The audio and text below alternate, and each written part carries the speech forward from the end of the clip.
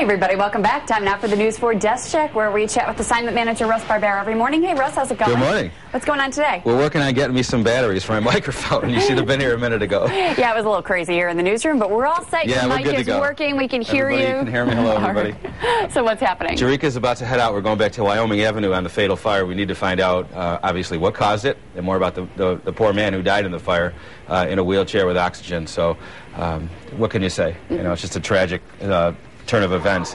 We're also going to follow another story we've been working on now for 3 days. The suspension policy in the Buffalo schools. As you know, Jawan Daniels died after he was last Friday after he was suspended from school, released, apparently not in the custody of any parent, and then went to a bus stop where he was shot dead. I think personally, this is just my thinking. It's a stretch to suggest that caused his death. I mean, somebody was apparently out to get him, or he was certainly in the wrong place at the wrong time. But it has shown a light on the suspension policies. You know, if you're going to suspend somebody, and you have to appreciate the schools wanting to keep the schools safe. But when you suspend somebody, should you release them, you know, out into the community if nobody's come to claim them? So that we're going to keep looking at that. We think the superintendent's going to have a news conference. It's going to be an issue at the board meeting tonight. And also the budget. The school system in Buffalo is facing a $50 million gap because of the New York State budget crisis. And so they're going to talk about what they might do about that tonight as well. Yeah, the school funding is always one of the last things to be decided when it comes to the state budget. And so we're reaching that point now, and everyone wants to know how the schools are going to be affected. Yeah, and the budget's 3 months over, well, 2.5 months overdue. It's just utterly ridiculous. Man versus Falcon, part 2.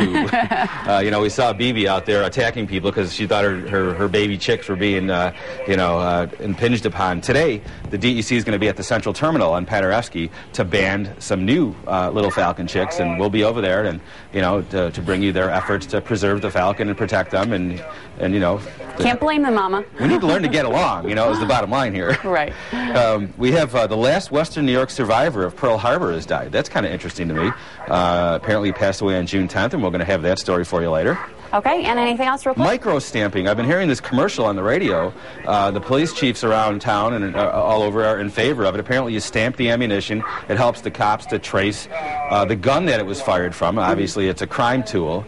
The gun advocates say it's unreliable. It makes the guns cost a whole lot more, and it's not worth it. But the New York State's there's a showdown in the Senate next week. They're going to vote on it. So we might take a look at that today or tomorrow, but coming real soon. Yeah, pretty controversial issue there. Yep. Thank you, Russ. Be sure to log on to WIVB.com and tune into News 4 at noon 5 and 6.